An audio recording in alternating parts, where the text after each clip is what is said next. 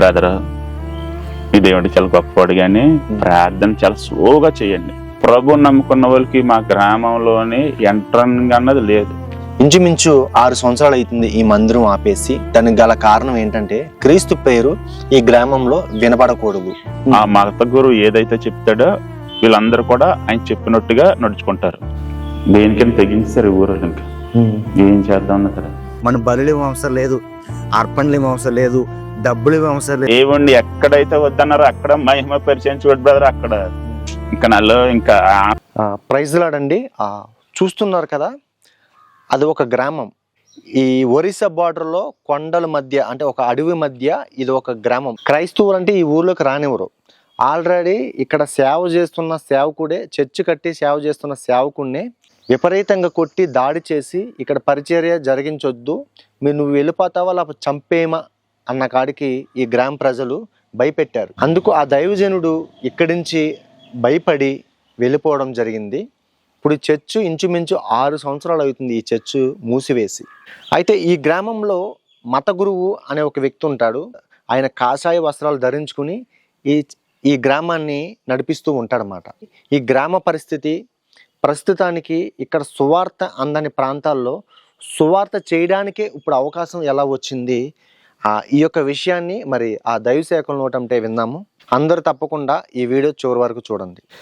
Praise lord brother. Praise lord. మరి ఈ Orissa border లోని ఎత్తైన కొండ మీద ఇదొక గ్రామం బ్రదర్. మరి ఈ ఊరు కోసం కొన్ని విషయాలు మీతో చెప్దాం అనుకుంటున్నాను.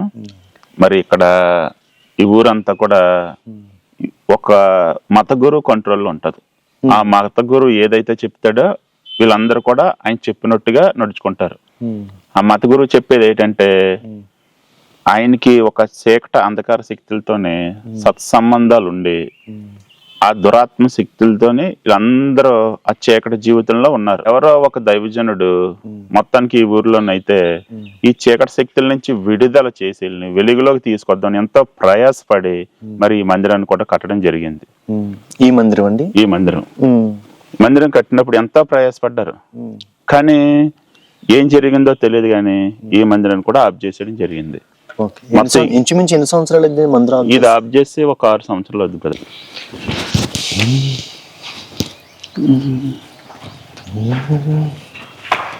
ఇంచుమించు 6 సంవత్సరాలు అవుతుంది బ్రదర్ చర్చ్ మూసి. 6 సంవత్సరాలు అయింది బ్రదర్. ఇప్పుడు అయితే దీంట్లో ప్రార్థన జరగట్లేదు. లేదు బ్రదర్, ఇప్పుడు 6 సంవత్సరాల నుంచి ఆగిపోయింది. ఎవరిని కూడా రానవట్లేదు, అసలు ఎవరిని రానట్లేదు. అప్పటికి ఎంతమంది ప్రయత్నించారు. ఇక్కడ నుంచి ఒక 20-30 కిలోమీటర్లు ఉన్న వాళ్ళు దైవజనులు వచ్చి ఇక్కడ ఏదైనా సరే చెబుదామని చెప్పి చాలా ఆశపడ్డారు. ఈ చర్చిలో ఉన్న పాస్టర్ గారిని ఎలా పంపించారు? చాలా పెద్ద గొడవలు అయిపోయినాయి అంట బ్రదర్. ఇక్కడ కోడి వేసుకున్నారంట. ఇక్కడ మాత్రం జరిగితే కనుక ఇంకా వాళ్ళు దేనికైనా తెగించారు ఊరు. ఇంకా ఏం చేద్దాం అన్న సరే ఇంకా భయపడిపోయి రాలేదు.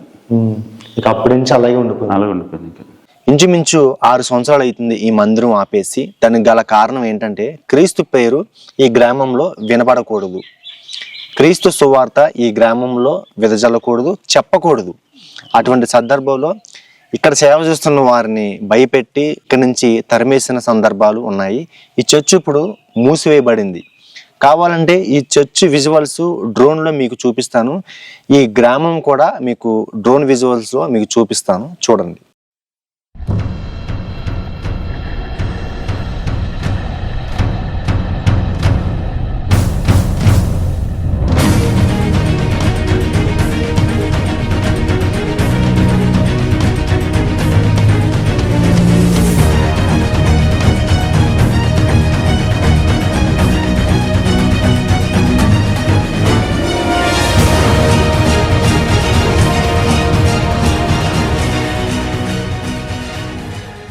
అయితే ఈ చర్చి ఒక 6 సంవత్సరాల నుంచి ఆపిస్తున్నప్పుడు కూడా ఈ 6 సంవత్సరాల్లోనే కొద్దిమంది సేవకులు ఇక్కడికి రావడం జరిగింది.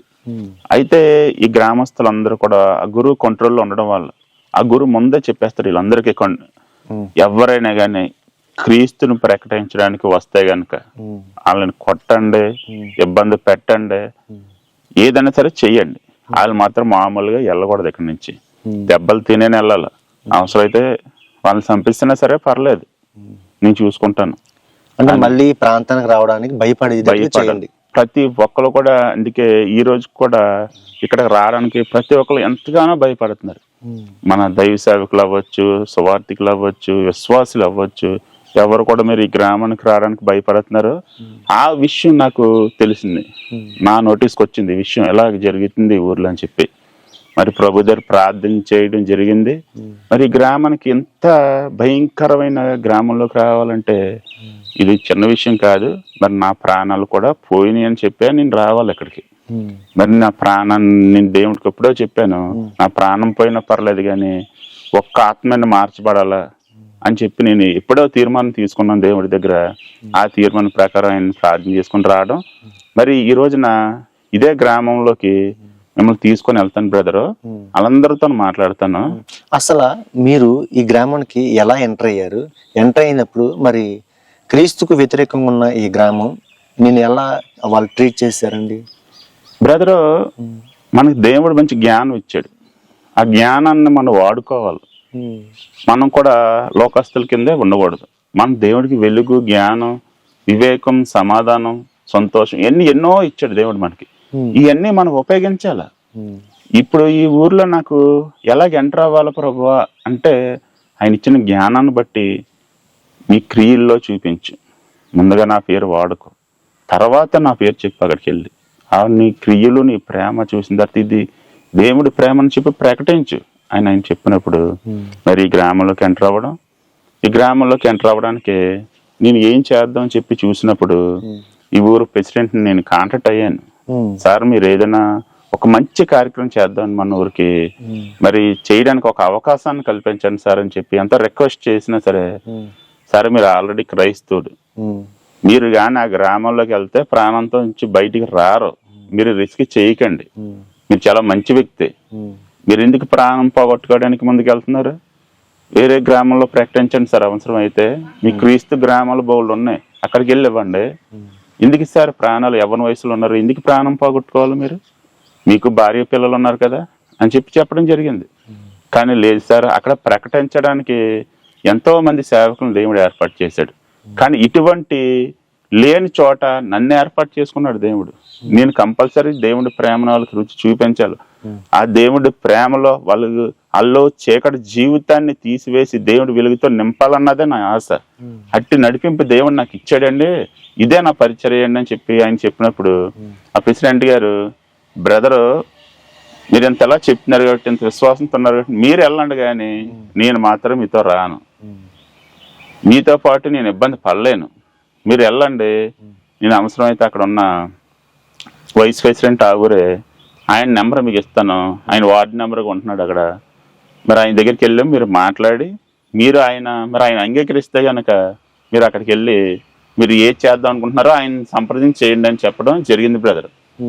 జరిగినప్పుడు మరి ఆయన దగ్గరికి వెళ్ళాం, ఆయన మధ్యలోకి వెళ్ళాం. సార్ మరి మీ ఊరికి ఏదన్నా మంచి పని చేద్దామని మేము అనుకుంటున్నామండి, మరి చేయడానికి ఒక అవకాశం కల్పించండి సార్ నాకు అని చెప్పి అడిగినప్పుడు, చేయడానికి ఏమీ లేదండి మా ఊర్లోనే, మీరు ఇక్కడ వెళ్ళిపోండి, నాకు ఆల్రెడీ ప్రెసిడెంట్ గారు చెప్పారు, మీరు ప్రభువు నమ్ముకున్న వ్యక్తి అన్న విషయం నాకు తెలిసింది, ప్రభువు నమ్ముకున్న వాళ్ళకి మా గ్రామంలోని ఎంట్రన్స్ అన్నది లేదు, ఎంట్రన్స్ ఇవ్వం, ఆహ్వానం ఎట్టి పరిస్థితుల్లో కూడా ఇవ్వం. ఇంకా మీరు ప్రెసిడెంట్ గారు చెప్పారు కాబట్టి మిమ్మల్ని మామూలుగా పంపించడం జరుగుతుంది, లేదంటే ఇక్కడ మీ మీద కూడా దాడి, మీరు క్రైస్తవుడు అని చెప్పినప్పటికీ కంపల్సరీ మా వాళ్ళు దాడి చేస్తారు, దయచేసి మీరు వెళ్ళిపోండి అని చెప్పడం జరిగింది. అయితే ఒకటే బ్రదర్, ఇక్కడ చెప్పాలి, దేవుడి మాటలు చెప్పాలి, నాలో భారం ఉంది. ఆ భారం ఇంకా మళ్ళీ కొన్ని రోజులు ప్రార్థన చేసింది దేవుడు, ప్రభువా గ్రామానికి ఎలాగైనా సరే నేను వెళ్ళి చెప్పాలి, ఒక్క అవకాశాన్ని కల్పించండి అని అన్నప్పుడు మళ్ళీ వెళ్ళమన్నాడు గ్రామానికి. మళ్ళీ ఆయన దగ్గరికి వచ్చి, సార్ ఒక్క అవకాశాన్ని నాకు కల్పించండి, ఏదో ఒక అవకాశం కల్పించండి, మీ ఊర్లో ఏదో ఒకటి అవసరం ఉంటుంది.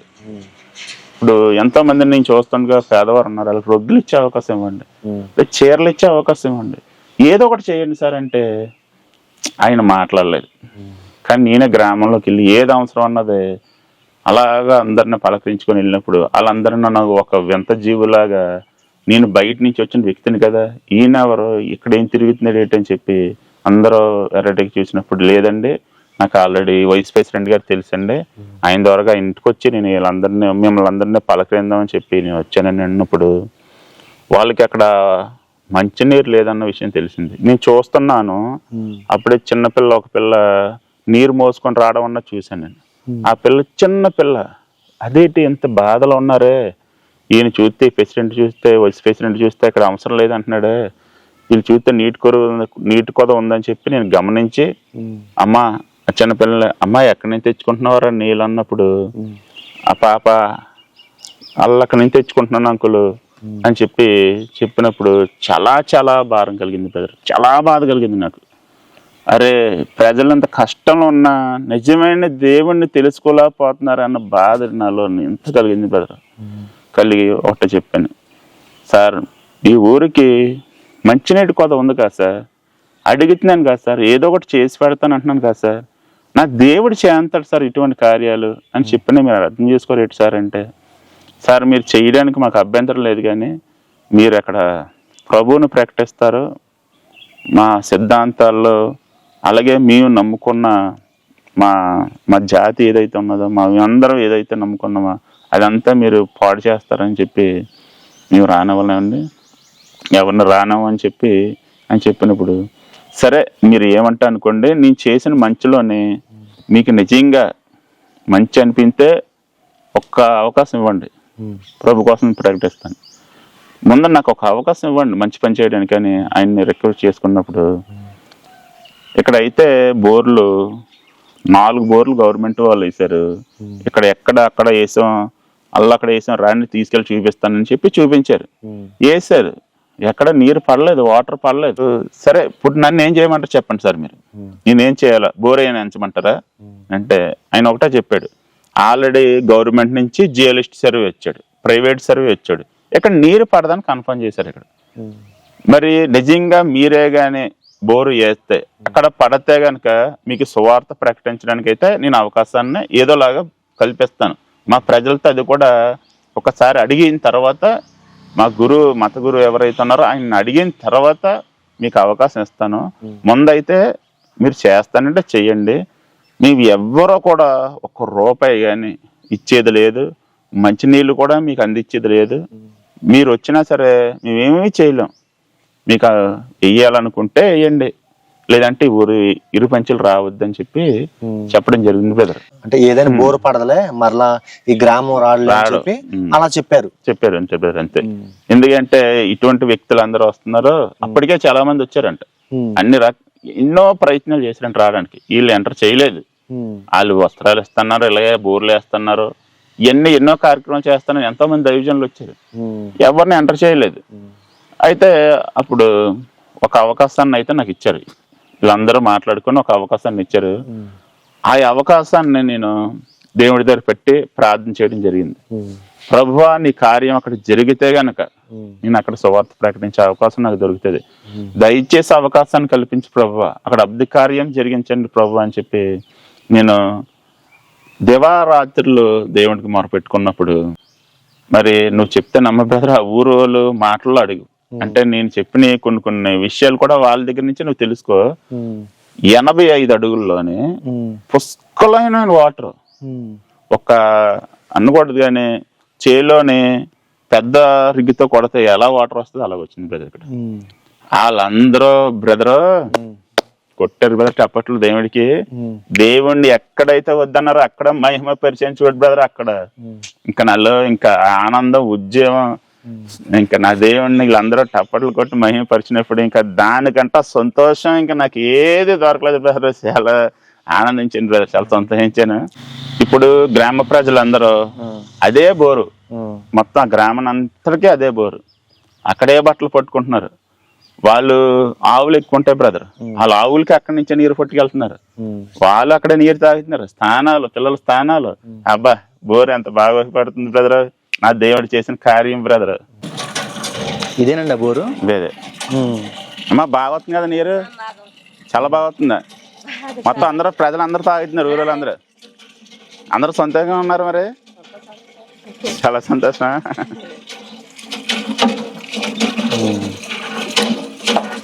ఇప్పుడు హ్యాపీయేనమ్మా, సంతోషంగా ఉన్నారు ఇప్పుడు. ఈ కొలాయి మరి ఎవరికైనా అయిపోయింది ఎండాకాసింది కదా నెల రోజులు. ఉమ్. చక్కటి నీరు. అవును. ఇక్కడ బ్రదర్ ఉమ్. అక్కడ వేసారు ఒక బోరు పడలేదు, ఉమ్. అక్కడ ఒక బోర్ వేసారు, ఉమ్. ఆ ఎదర ఒకటి వేసారు, 4 వేసారు 4 పడలేదు. పడలేదు. అంటే వీటి మధ్యనే వేశారు బోరు కూడా. 4 పడలేదు అనమాట.